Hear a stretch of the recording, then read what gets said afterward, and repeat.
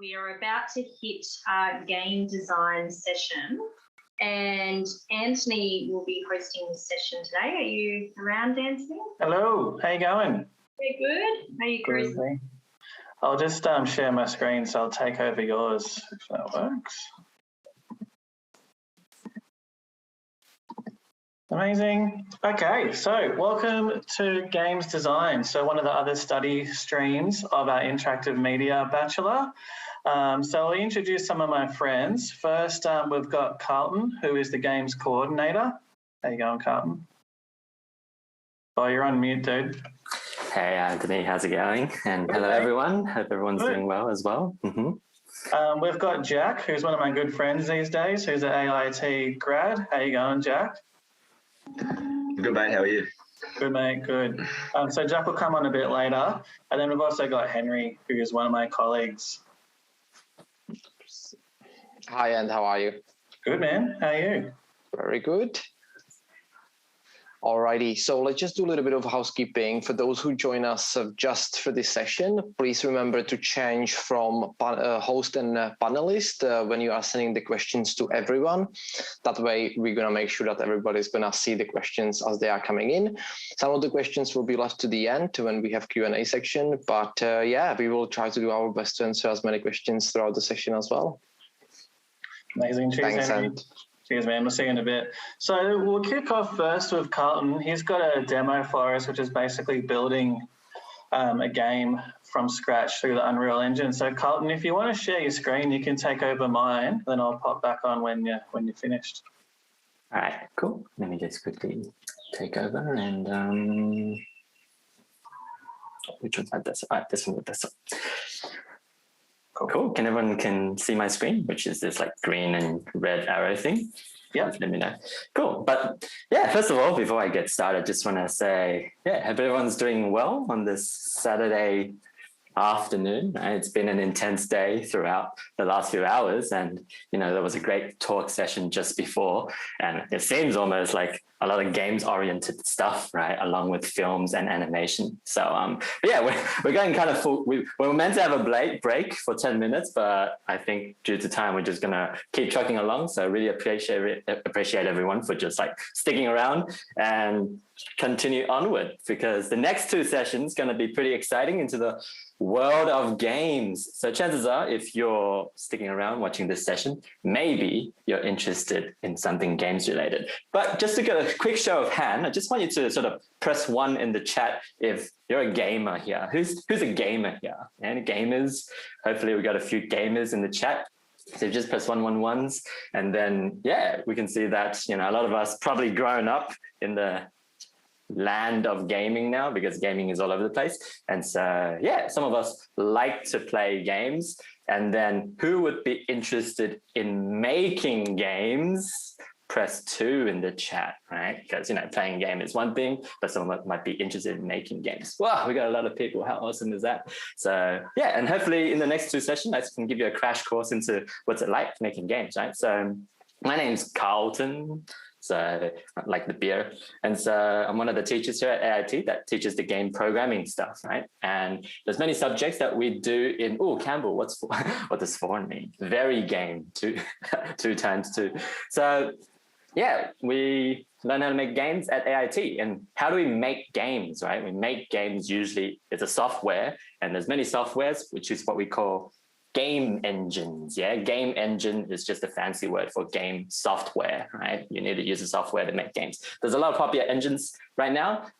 Some of you may or may not have heard of Unreal Engine, right? And so right now there's Unreal Engine 4, but Unreal Engine 5 is also coming out, right? And then there's also Unity. Some of you may have heard of Unity, the game engine as well. Amongst many other random game engines are like cars, Toyota, Holden. There's also Lexus as well, which is like CryEngine, and then like Frostbite engine, but they're like less for sale. And then, so some people like to keep their engine secret as well for their own companies, right? But yeah, I just want to go through I'm meant to have like 15 minutes to speed run through some game making today. So I'll do my best in the next 15 minutes to show some stuff. But I just want to show you Unreal Engine, right? And so Unreal Engine's been around for like tens and 20s of years, right? And so chances are you probably played some of Unreal Engine games, right?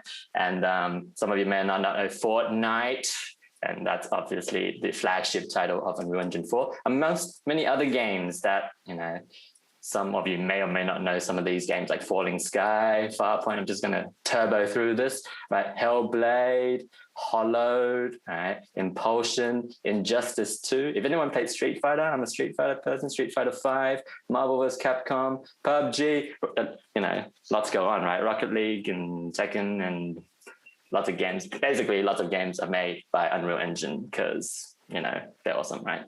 So if you want to make games, then chances are learning an engine would be kind of useful, right? So in the next 15 minutes, I just want to quickly walk you through, a quick crash course into Unreal Engine. So this is Unreal Engine, right? So Unreal Engine is free to download. So if you go to unrealengine.com, you can download it now and have a play with it as well if you want, right?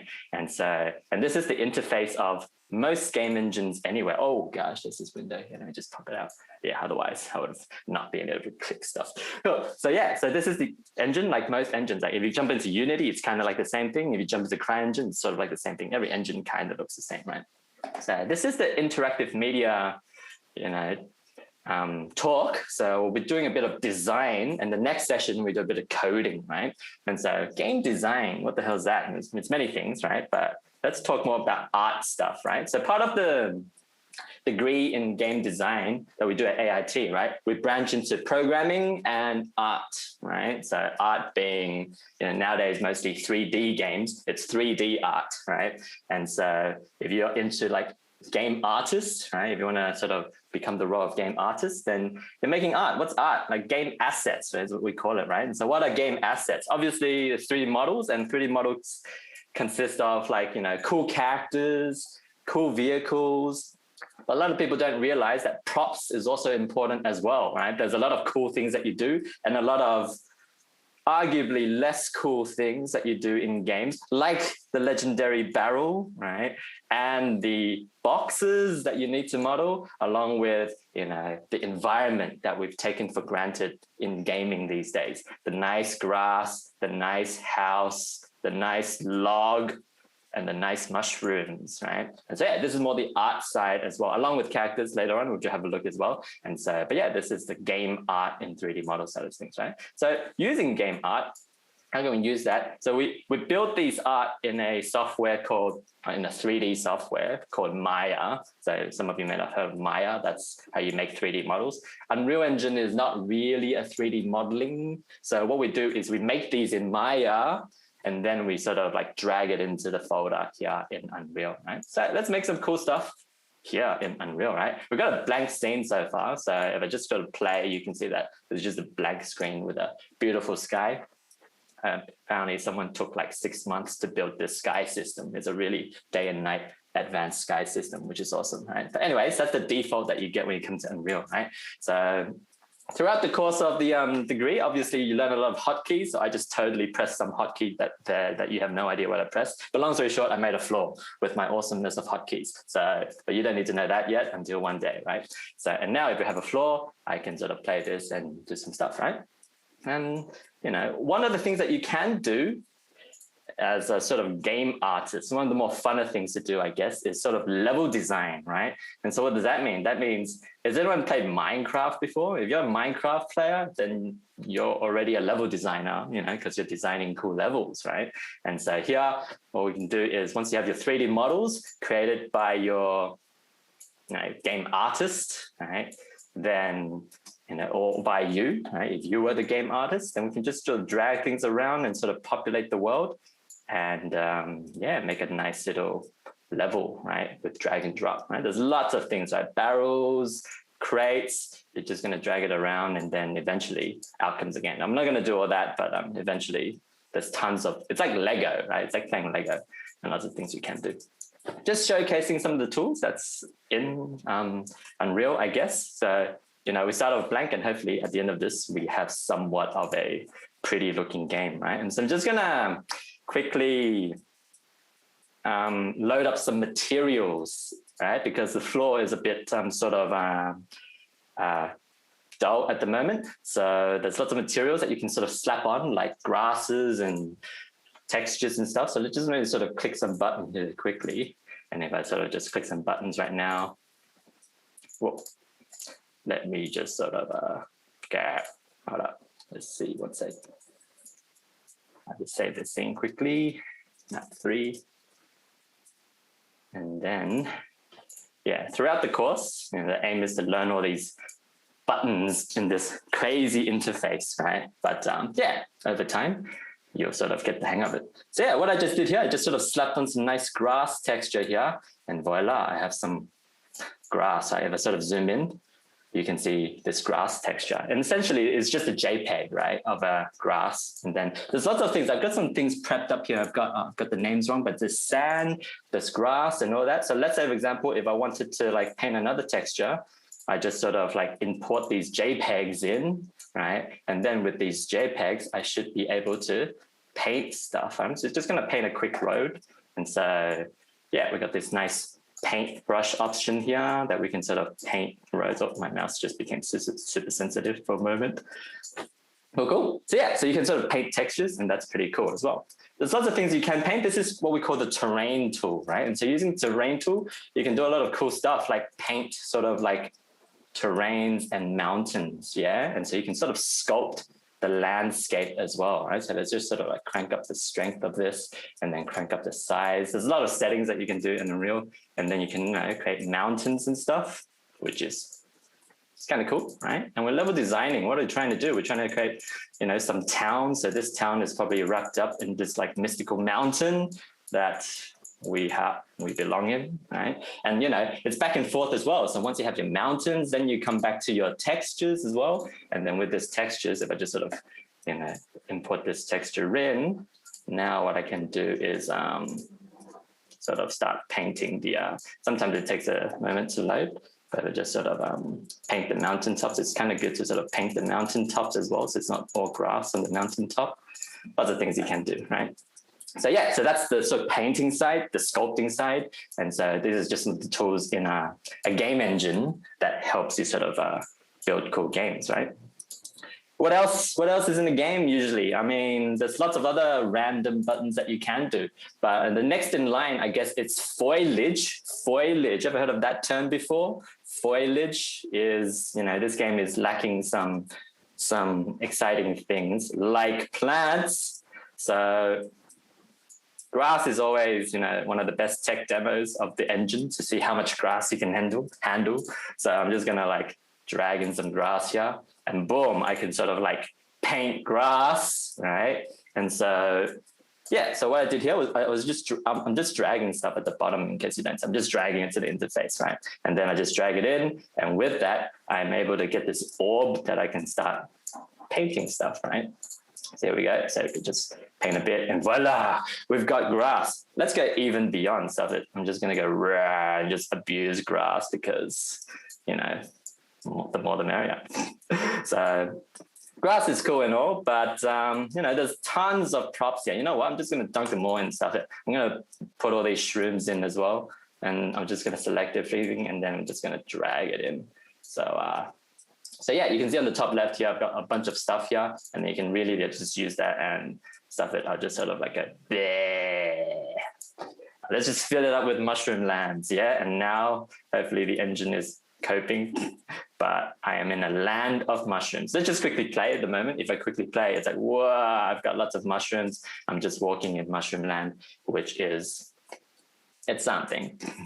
So, and then you just sort of like, it's all just layers, right? So level design is all just many passes of, making stuff, right? And so we can keep doing, rocks. I've got a bunch of stuff here. I've got rocks that we can put in. Now you can either paint it or you can sort of like manually craft it if you want. Sometimes, it's a mix of both, right? We've got a manual placement, and then like you can sort of like rotate it to your will, and then we can sort of like make duplicates. So you can either paint it on, or you can do a very manual sort of like intricate design to it as well, yeah? So what is this? This is a bunch of a mess. So what I'll just quickly do is, how about I'll just quickly let's shave off something. Let's make a road, because it's all about having something to do in this game, right? I had a road once upon a time, but it sort of died a bit. I'm just going to delete. Yeah, so you can sort of delete as well, right? So obviously in a game engine can do pretty much everything, right? One of the biggest questions that people ask is, oh, can Unreal do this? Can Unreal do that? Can Unreal make RPGs? Can Unreal make massive multiplayer onlines and first-person shooter? A game engine can make every game. That's the whole purpose of a game engine, right? And so, yeah, it all comes down to, at the end of the day, your coding skills, right? But if you can code it, then the game engine should be able to handle it, right? Lots of cool stuff, right? Eventually you get all these like fancy assets, there's simple assets, but then there's like advanced assets that are like scripted. So I just want to quickly show you some blueprints. So this is like a sneak peek into what's it like to code in Unreal, right? And Unreal recognizes that people don't like coding. So that's why they're like, how can we make people like coding? Let's make it visual, right? And so here's this mad script. This is called blueprints, right? And Unreal is called blueprints, and it's sort of like dragging and dropping nodes. It's sort of like a circuit board, circuit boards, electronics, kinda. And so you just connect things together and boom, out comes something happens.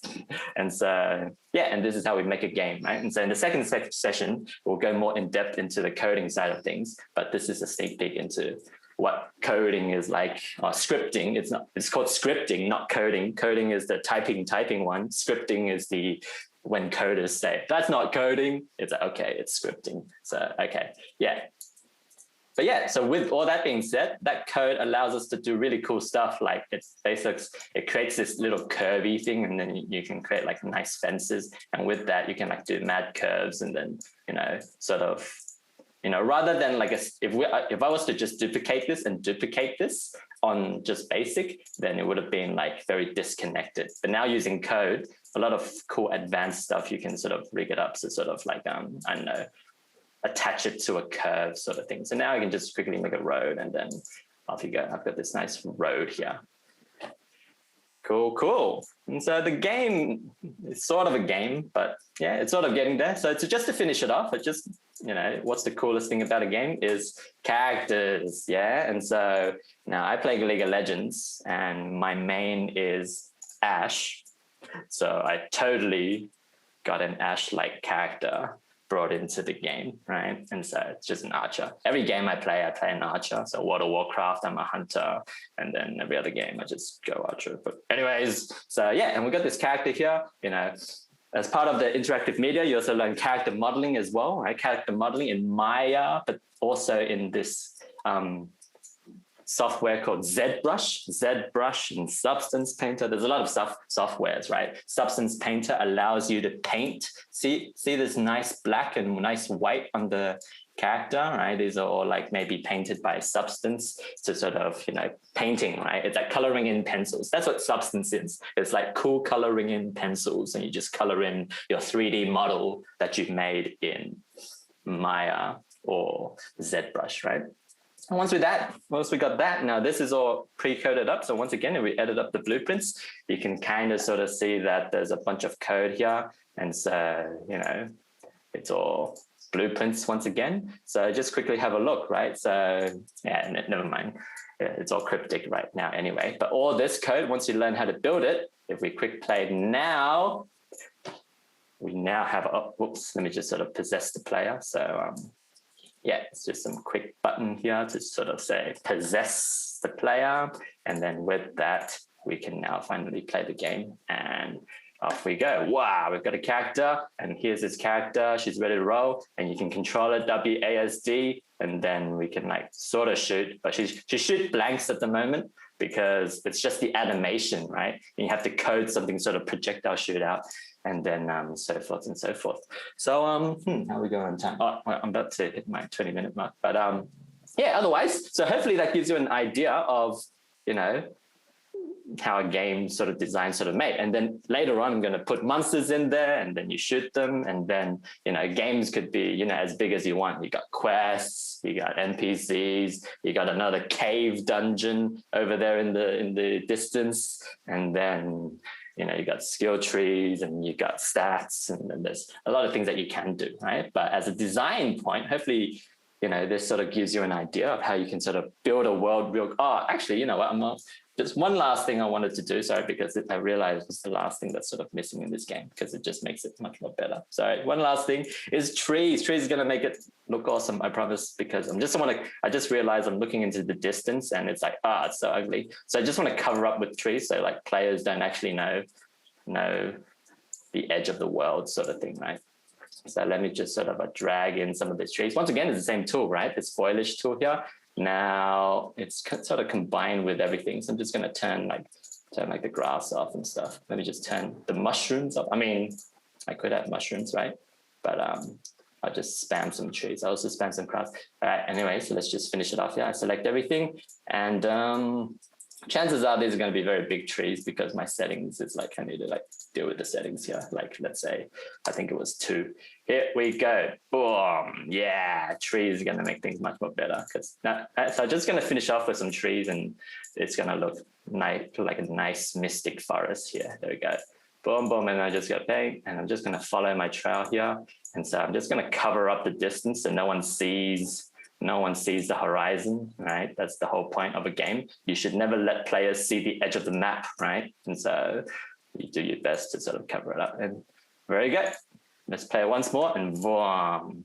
Right? And then I would paint some mountains on the edge so that it elevates, and then yeah, now we've got a nice forest and a nice village in the forest. Anyways, I'll sort of leave it at that. So hopefully, you know, that was insightful. And then we'll open up to some questions about game making. But yeah, this is a little, you know, crash course into what's it like to make games in Unreal Engine. Thank you. Awesome. Amazing, Carlton. Thanks heaps, man. So I'll take over and then we'll bring Carlton on at the end as well. So I'll just share my screen and make sure I got my sound on. Okay. So hopefully you know a little bit more about how to actually make a game, or you've got a full-on blank slate, and then what you can do to actually turn it into a game. And you obviously build on that a lot more throughout the course. You start to learn a lot more about how to model and make things look more realistic as opposed to more cartoony and things like that. So it ramps up a lot more, but that's a really good introduction into what it's like to build a game and how you actually do it. So I'll start off. Why is my thing not doing stuff? There you go. So I'll start off with a bit of spotlight with Jack, who's going to come on a bit later. So he was a AIT student. He's now finished. He was originally doing a Bachelor of Accounting, and he kind of realised, you know, it's not really what I want to do. So he withdrew from that and came on with us in the Bachelor of Interactive Media. So majored in games design. So now he's actually a senior developer for Red Cartel. He's actually just been promoted, so you'll talk a bit more about that. But he's done some really amazing stuff. He's done a lot of sort of VR experience type games, which have been in contention for awards at the AEAF, Animation Effects Awards Festival, stuff like that. That photo on the right there with the rally car racing, we're going to do a bit of a showcase on that a bit later as well, so we'll talk all about that. But yeah, Jack's always been into MMO, RPG, that sort of stuff, and that's sort of stuff that you'll be able to learn and be able to build along the way when you do the course with us. So if you look around, there are a lot of courses out there that are just game art or just 3D modeling for games, and it's quite sort of one area, which is fine, but we actually are really comprehensive in terms of we teach everything in the game sort of development cycle. So you'll do a bit of the coding, you'll do all the environmental building, you'll do all the modeling. It kind of covers every aspect, which makes you quite well-rounded. So don't freak out too much about the coding stuff. You saw that it is more script, and if you stick around for games programming after this, you'll see how it works. And it's really not mathematical at all. It really isn't. But what we want to do is we want to give you all kinds of introductions into games so you can basically make whatever you want. So starting from something really simple from tabletop games up until the most, novel, insightful, technologically, can't say that word today, advanced. So, you'll be doing AR, VR games, mobile apps, 3D, 2D, PC, whatever.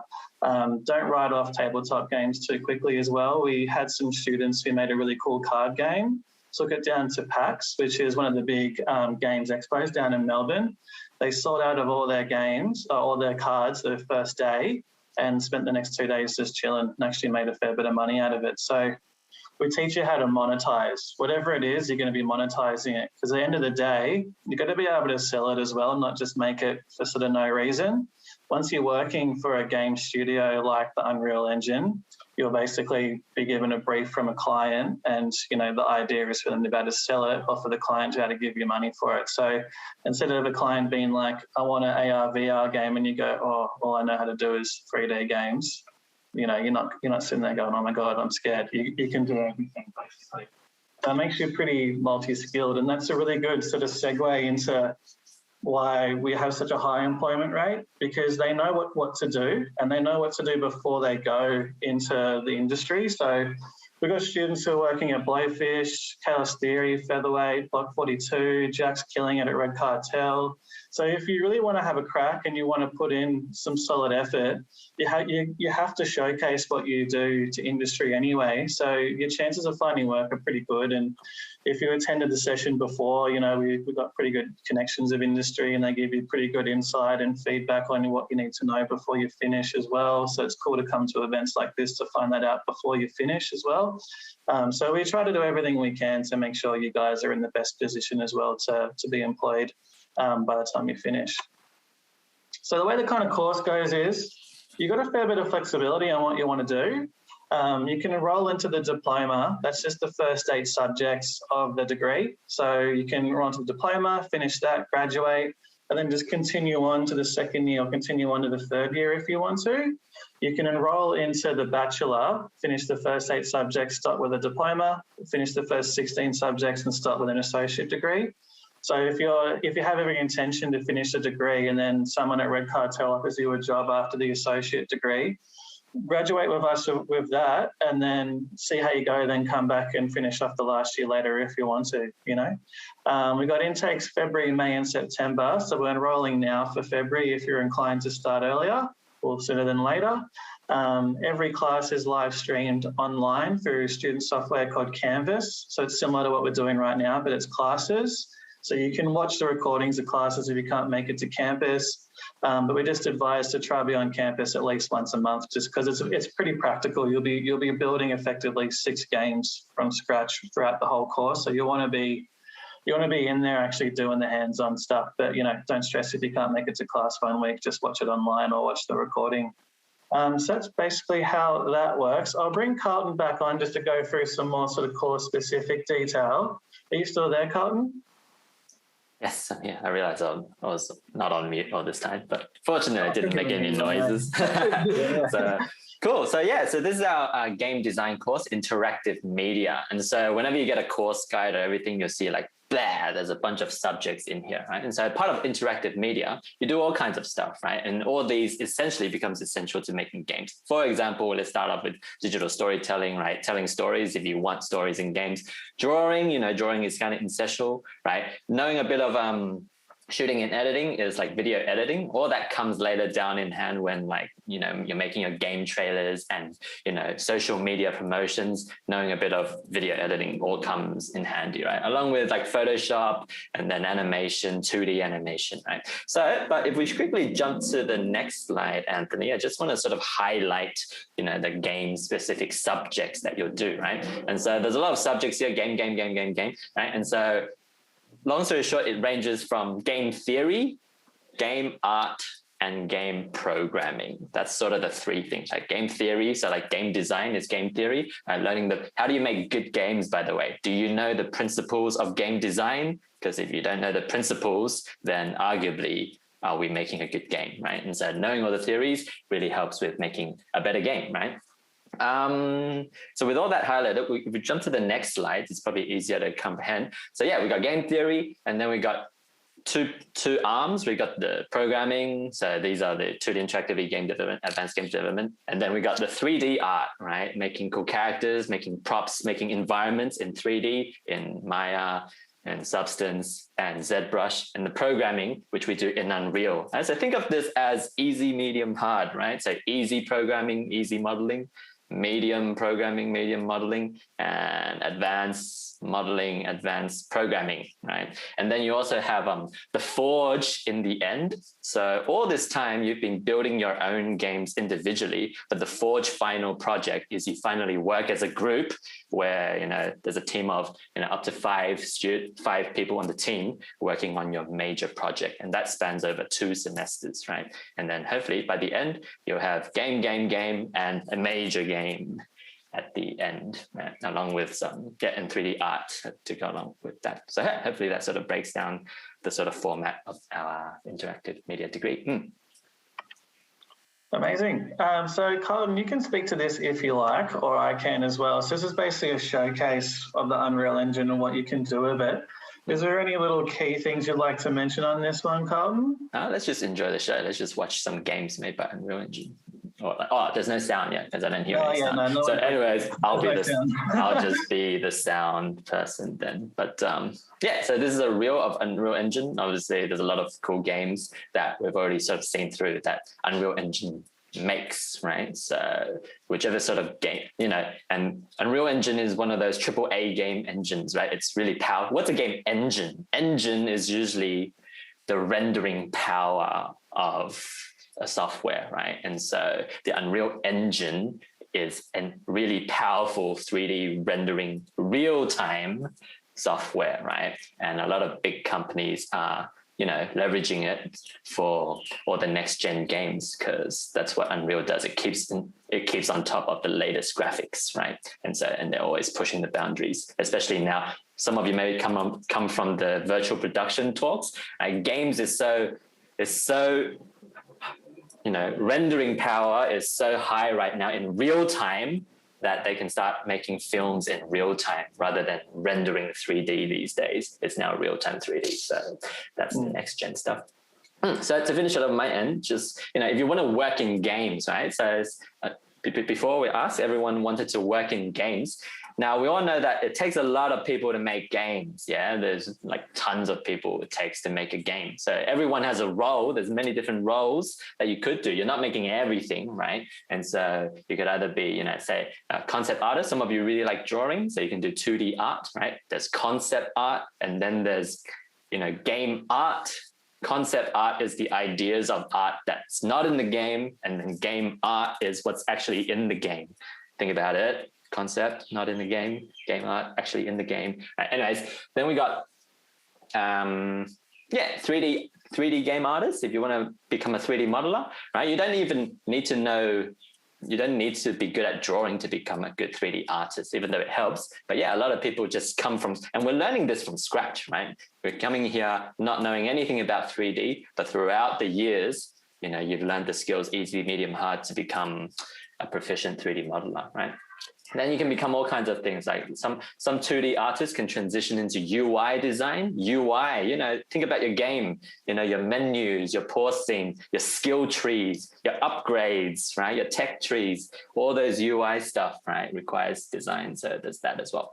Technical artist is someone that is creating beautiful art using code, right? And so they know a little bit about art, they know a little bit about code, because sometimes you're an artist, it's like, oh, I don't want to do coding. And sometimes you're a coder, but you're like, but I can do art too. And then you fuse that together and you can do technical art. What does that mean? That means all kinds of things, like it can be VFX, like grass, fur, water, laser beams, spells, you know, and burning someone up and they dissolve into smoke, all those really cool effect stuff, along with anything else as well. So continue on, you can be programmer. So programming, a lot of people are put off by that word programming, but games programming is, I can assure you, it's very, very fun, right? When you're coding people walking around and shooting stuff and blowing stuff up, you know, it's much more exciting than per se traditional programming, right? So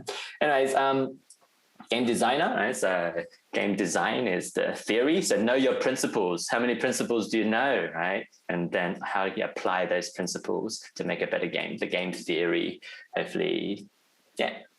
the more you know, the better game designer you are. Right? Some people like to get into story writing, so you can become game writer. QA, game testing. We've got a few students that entered the industry as QA testers, right? And so you can test other people's games and figure out where all the bugs are. And that's always a nice entry level, job role to get into. Along with level designer, so creating the levels that we walk around. And there's actually so much more from this list, but hopefully this gives you an idea of all the things that you could do in a game, because there's many roles, and hopefully one speaks to you, right? Awesome, thank you. So hopefully you're getting a bit of an idea on, you might have thought that the graphics with that Unreal demo was a little bit sort of simple, where I suppose you could argue it is. So it's just a matter of how much time you want to put into sort of modeling every single graphic that's in. But you can see from that showcase video that Unreal is pretty powerful in terms of what you can do. But it's not so much what you know as well as who you know. So we try to have as many events as we possibly can to sort of connect you guys to industry as well. The first one's Gamesday, which is like a recognition day, basically. So students win awards for best AR, VR game, best shoot 'em up game, best adventure game, whatever it is. There's an award for best cosplay. So industry come to this as well. So you can either receive your award from industry or from Carlton or from any games teacher, but it's nice to be recognised for the hard work you've done and have a chance to play other students' games as well. And it's also nice for industry to play your game too and sort of see what you're up to as well, because you never know where that could lead. But then we ramp it up a lot more. Actually, I'll get I'll get Henry to pop in the link to Gamesday, because I won't play it now, but you can watch what Gamesday is like, and I definitely encourage you guys to come to the next one. But in terms of industry connections, we'll ramp it up again to what's called Games Masterminds. This is an industry panel night where we get a lot of major players from different studios come in and do a big talk on what it is to work in the games industry, what you should know, what you shouldn't know, what's happening next in terms of, the upgrade from Unreal 4 to Unreal 5 and what that's going to look like and what you should upskill in, all that sort of stuff. So it's nice to get some pretty solid insight on what's happening and what you need to know or what you should know, while doing some networking with industry as well, because, the more people you can meet before you finish, the better off you're going to be in terms of who you can apply for jobs for or whatever. It doesn't hurt to have too many friends in the games industry, that's for sure. So also you got your two events basically. So there's a lot of industry connections already, but then you can't really escape it until you finish the degree really, because you do what's called the Forge project. So Carlton spoke on it a bit. It's one big body of work, so one big game from scratch, usually pans over 2 subjects, which you then present to a games industry panel for marking. So games professionals actually mark you, not the teachers. So it's a really good way of getting feedback, showcasing what sort of game you've made. This does lead to internships, employment opportunities, interviews, whatever it is straight after. But even if it doesn't lead to that, you're still getting some pretty solid connections as well. So you've got all these events, you're doing all this hands-on stuff, you're meeting all those cool people. So you're pretty well equipped to jump into the next step once you finish with us. So we do have scholarships as well if anyone is interested. So basically you're given a brief, you tackle it the best you can, gets sent to the academic team for review, and then the winner receives percentages off their first and last semester. So Henry will chuck in some more info on that as well. So if you're inclined to go for it, it's no harm just having a crack and seeing how you go. If you feel like applying, just chuck through an application through the link that Henry might chuck in. It's just on the website. Just click on apply now.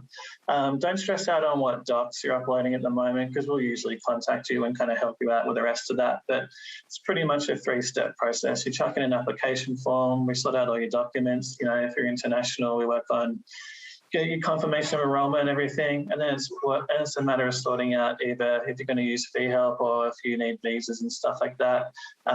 If you're down in Vic, you can apply through VTAC as well, if that's easier for you. Just chuck us in as one of your preferences, your first preference, and we'll send you an offer that way as well. But yeah, so Henry, you might want to chuck in the application link if anyone feels like doing that today. There it is there. And if you're an international, you can also, if you want to apply, just shoot an email to international. We've got Tyus on the chat too. He's happy to help with any international questions as well. So now I'm going to invite Jack on. Jack, how you going there, man? Good. How are you? Good. So how are you going? So when did you study at AIT and what campus did you study at?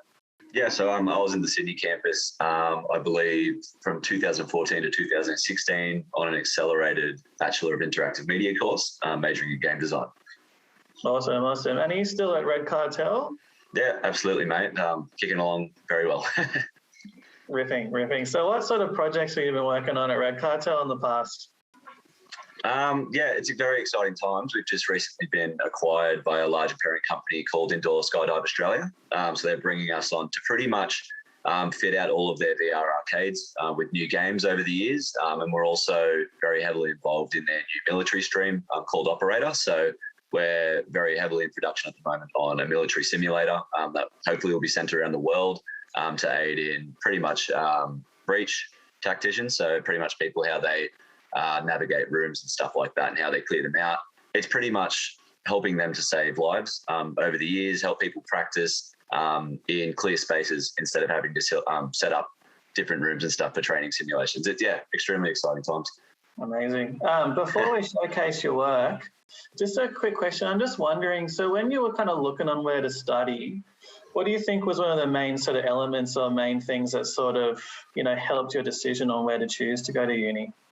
Yeah, sure. So when I was looking for where I wanted to study, I wasn't entirely sure what stream I wanted to go down just yet. It ended up being programming, but at the time I didn't know if it was going to be modelling, writing, art, anything like that. I wasn't too sure. So I wanted somewhere that sort of didn't force me too far down the programming path straight away. So I had a look around. AIT seemed like it had a really good broad spectrum of things that I could try, dip my toes and see what I liked, which was a main key thing for me. And also when I went to Google, it was the top thing and I jumped in, sort of really liked what I see straight away. Had that as sort of the standard to go and compare against. Pretty much that was that. It was a pretty easy decision for me. That's good. So we've got a video that I think you'd like to showcase. Before I play it, would you like to speak on it a bit more? Yeah, absolutely. So what we're going to be showing is our Shell V-Power experience. Pretty much was a 4-player multiplayer location-based event. So you've got 4 people in VR headsets, all in pit lane at the supercars, where their task is purely just to change out the tyres on the car in as quick a time as possible. There was a global scoreboard for when this went around the world, but pretty much you're just competing for the best time possible. And people were winning stuff like fuel cards and stuff like that. But I think the video will explain it a lot better than I can say. Amazing. I'll chuck it on. And if you've got any questions for Jack, just shoot him through the chat as well. So here we go.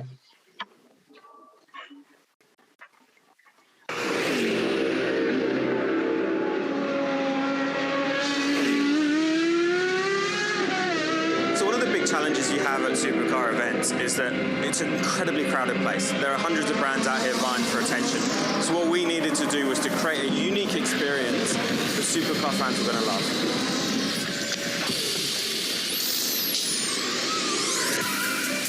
We've created an interactive multiplayer VR game which has a customizable social outputs for Facebook, Twitter and Instagram. 4-player, it's first time it's being done, and the people don't just look around, they're physically doing the right steps to make a car pit stop. To be perfectly frank, there's nothing like this in the pits or anywhere in the environment. No supercar team, no supercar brand associated with it has got anywhere near to what we're doing here. Our key messaging is really around performance and efficiency. This is a great property to actually bring that to life because you've got to perform, you've got to be quick and efficient. We built the entire experience inside a 5-metre by 5-metre green screen room with full surround sound and camera arrays tracking each player, rendering key moments into mixed reality videos. Players were texted a link to their personal video to share on social directly after the experience, as this is when propensity to share is at its highest. The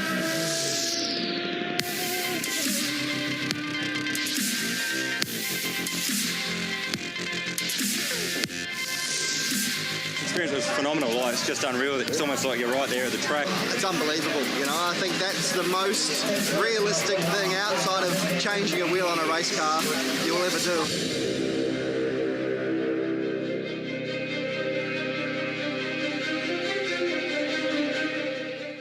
Oh, good. That would have been so much fun to make that, eh? Yeah, it was great, mate. It was probably over the course of, I'd say probably about 3 months in production on that one. So it was a bit of a crunch, definitely. But yeah, to get there for that weekend, we were on site and everything, and to see it running so well and everything was just a massive weight off the shoulders, but it made you extremely proud to see. So yeah, it was an awesome weekend. So good, so good. Thanks for sharing that, Jack. Sorry, mate, no worries.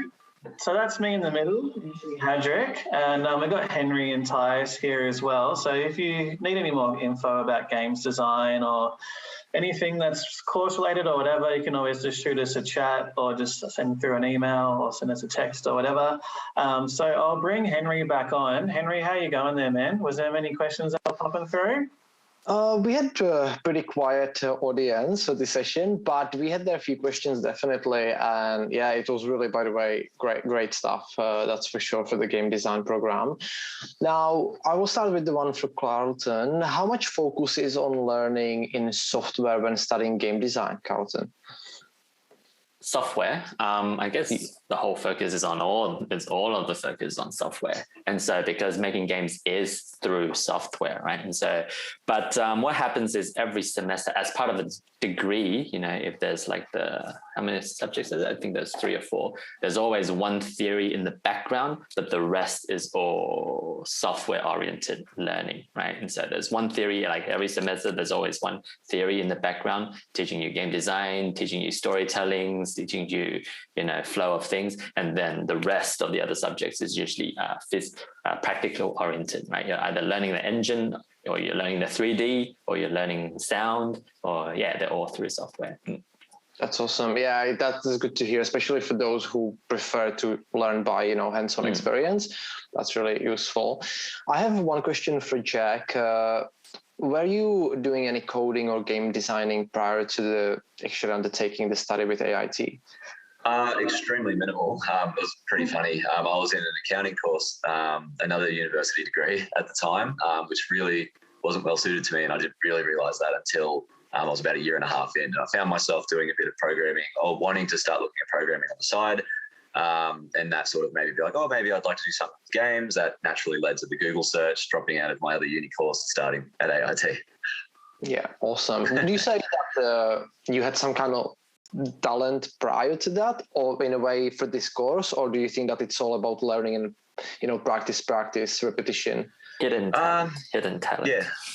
I don't know about the talent part. I definitely did a lot of drawing. I think I was quite creative growing up and stuff like that. But absolutely, I put it down to a lot of hard work. How I've come away from AIT and stuff like that as well. It's not all about just putting your hours in class. I found a real passion for it during, and I did a lot of hours outside of my time at AIT, which I think really helped me get through to the end and be very confident and able to sort of naturally progress into an internship role at Red Cartel immediately, which now resulted in full-time work. I say it's a mixture. There can be talent, but that really doesn't mean a thing if you're not going to put in the hard work to go with it. So, yeah. That's awesome. Now, a question for Carlton. What would be some of the software to create the objects you are using in Unreal Editor? So the demo you were showing us before, yeah. And so throughout the course, in the art side of things, you learn 3D modeling, right? So all those are 3D models. You start off by using Maya, Autodesk Maya, which is a 3D modeling software, right? Then you jump into Substance Painter, which is like, think of it as coloring in pencils, but not pencils, but really cool 3D brushes that shine and gloss and metallic and glows, and you're painting them on to make your objects look good.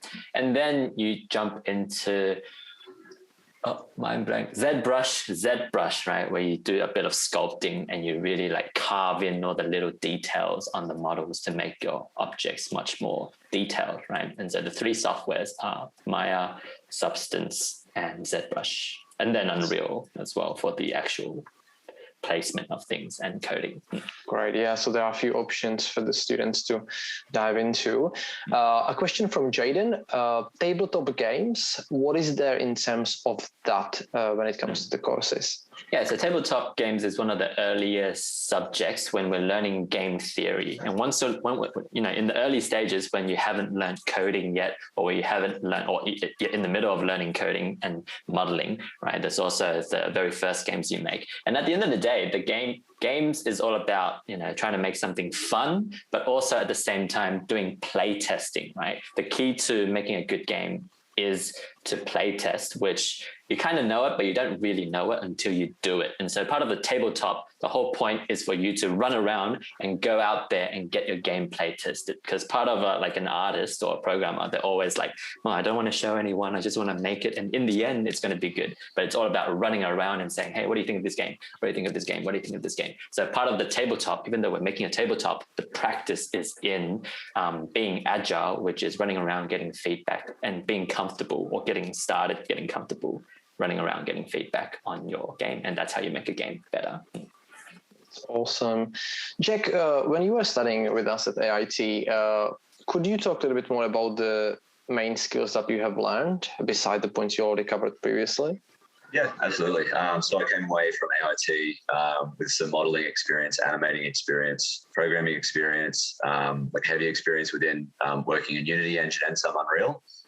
So it was a very broad set of skills that I was coming out with, and like a really solid foundation for jumping into full-time work and building on those. So I had myself, in comparison to other people coming on in internships that had done purely a programming stream sort of degree and coming in as well, who I could sort of work more on my own. I didn't need as much assistance because I could actually take care of some of the modeling stuff. I needed to do that. But yeah, they're sort of the key things that I came away with that really helped me. We were talking earlier about smaller classes for AIT, so it seems a little bit more intimate, so you have more time one-on-one with educator. How did this play a role for you? It allows you much easier access to your teachers, which was great. It's not so hard to maybe take 5 minutes of your teacher's time when there might be, I think it was like somewhere between like 15 to 20 or maybe even less, I can't remember.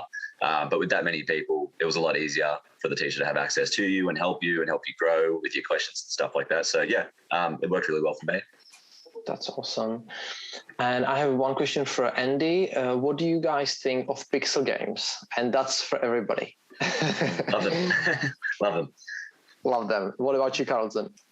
Oh, what do I think about pixel games? In terms of making it anyway, I can come from a development side, because I know a lot of people that like drawing, they're like, wow, drawing. But then, I've had this really cool one student who he wanted to make a game, but he says, I can't draw. And so it's like, well, do pixel games then. And then he jumped into a pixel software and started drawing dots, and within 10, 20 minutes, wow, he's able to come up with a character 2D, right? And then he just started pumping more characters in pixels. And because pixel is painting dots and stuff, he was able to do that rather than, if you're drawing, he's like, oh, I'm not comfortable in drawing, right? And so through that, and he was very highly skilled in programming. So he wasn't an artist per se, but through doing pixels, he was able to create the art for his games. And so I guess maybe that's, I don't know whether the benefits of pixel art in games, right? Even the non-artists can start designing cool stuff as well. Yeah, awesome. Lots of times people ask, or students ask, about Unity versus Unreal Engine. I would be particularly interested to hear from you, Carlton and Jack. Where do you sit on this one? Jack, you want to take this one first? Yeah, I guess it's to each studio's preference. We at Red Cartel are very... we run with Unity. I'd say about 90% of our projects, purely because we're all very C# based in terms of programming language, but then also we do extremely complex, scripting heavy jobs, I would say, as opposed to art in most cases. We do stuff that's virtual reality, augmented reality, 2D, a whole range of things, but we need to do extremely complex things in terms of the code. And with Unreal, we don't have anyone with C++ code if you'd like to get into it. But you also have Blueprint, as Carlton was mentioning as well, which we do when needed. You can achieve extremely beautiful graphics in Unreal very out of the box. I would say Unity's definitely catching up, but it is definitely more work to achieve the same look. And it takes a bit more time. But yeah, that's our preference. I think you'd find with most studios, it's just dependent on the job. We'll do Unreal if it's better suited to it, but Unity in most cases, just because we do need to do a lot of programming and they're often quite complex. Thanks for that. And then for my end, it's more like they're both the same almost, right? And so they're going head to head because they are almost equal in battle, right? And so obviously there's fans of Unity that says Unity is better, and then obviously there's fans of Unreal that says Unreal is better. But though, like to me, I always think of it as the automatic car and the manual car. Some people like to drive manual, some people like to drive automatic. Is one better or the other? Yeah, arguably, but then at the same time, not really. So if you really want to crank the horsepower, then maybe Unreal on the graphics side, instead of driving 300K, it can drive 310K, just that bit better because it's manual to reach up the fastest speed. But, driving 300K is not even driving 300K, like that's plenty for everyone, right? So yeah, so both is just as good and powerful. I was particularly the Unreal Engine 5. I think that's going to come soon. I think that's going to be quite changing the industry as well. Yeah. We have a question from Tion. It's I think for Anthony actually. This one I will leave with you. Do you guys have any courses with Smart and Skilled New South Wales government programs?